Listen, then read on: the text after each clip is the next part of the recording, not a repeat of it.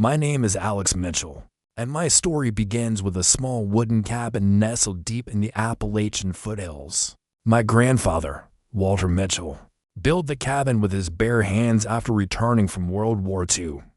It stood on a 100-acre plot that had been in our family since 1898. No one disputed the land for generations. It was our sanctuary, passed down like a sacred relic after Grandpa passed away. The cabin sat empty for a while. My parents moved to the city, and I only visited during holidays. But in 2022, burned out from my job in corporate law, I decided to renovate the place and move in. The cabin needed work, but I had savings and memories to guide me. The only problem? A newly formed HOA called Whispering Pines Association had sprung up in the nearby development and believed they could extend their reach to every surrounding property, including mine. Karen Delaney, HOA president and self-proclaimed neighborhood guardian, showed up on my porch a week after I started renovation. She wore a pastel blouse, oversized sunglasses, and carried a clipboard like it was a sword. "Hi there," she chirped. "We noticed construction activity and wanted to welcome you to the neighborhood. You'll need to submit a renovation permit to the HOA before any changes." I blinked. "This isn't part of your development. My family's owned this cabin for over a century." She didn't flinch. "All lands adjacent to Whispering Pines fall under our buffer zone. It's in our community charter." Buffer zone. I chuckled, thinking she was kidding. She wasn't. "You'll also need to remove the deer feeder," she added. "It attracts pests." That deer feeder was installed by my grandfather in 1972. I told her politely to leave. Over the next few weeks, the harassment escalated. Anonymous complaints about unauthorized building activity. HOA notices stuffed in my mailbox, demanding I appear before their architectural review board. A drone even flew over my land, filming. I called the sheriff, but he said it was a civil issue. When I ignored their demands, the HOA filed a cease and desist order, claiming my cabin was on communal green space allocated in the HOA's bylaws.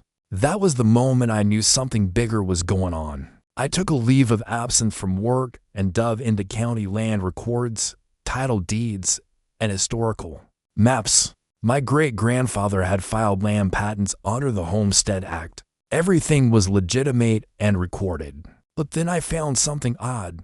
A recent plat map submitted by the HOA to the county included my land, incorrectly labeled as future recreational zone. Someone had tampered with the boundaries, using FOIA requests. I uncovered email exchanges between HOA board members and a shady surveyor.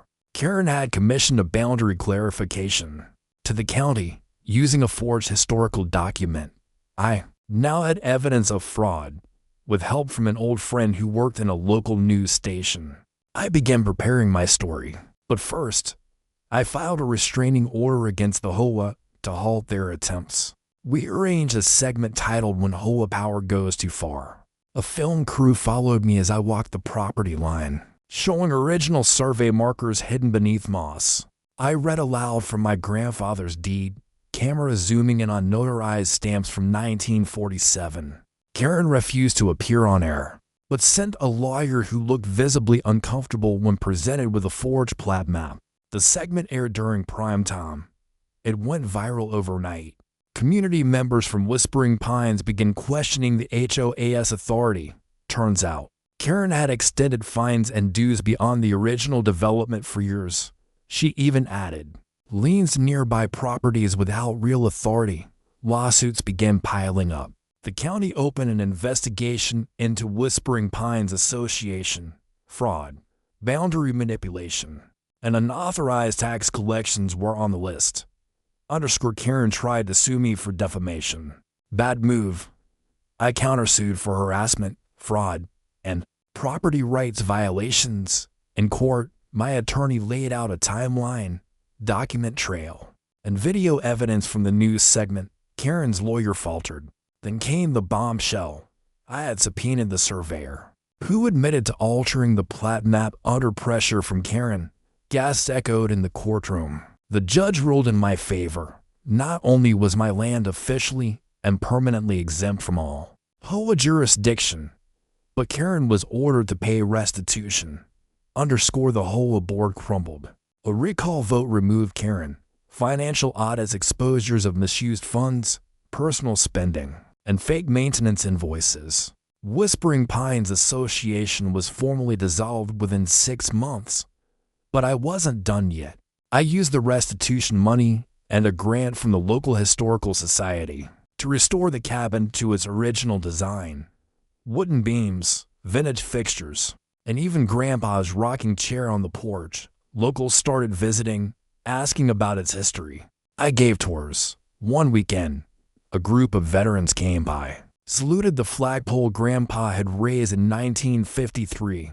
It became more than a home. It became a symbol. While restoring the attic, I found a sealed box tucked behind insulation. Inside were my grandfather's journals, letters from fellow veterans, and photos from the cabin's construction. There were even blueprints for a root cellar with an underground safe using the blueprints. I located the safe beneath the old pantry floorboards. Inside, wrapped in oilcloth, were original deeds for other parcels my family had once owned. Land now under HOA control. That land had been leased, never sold. Underscore I hired a land rights attorney and filed claims onto adjacent parcels that had reverted to county ownership due to unpaid taxes. The HOA had failed to transfer ownership properly. Within 90 days, the land titles were returned to the Mitchell family. Karen's dream of expansion ended with us. I turned the cabin into a historical site called Mitchell Stand. Kids from nearby schools came for field trips.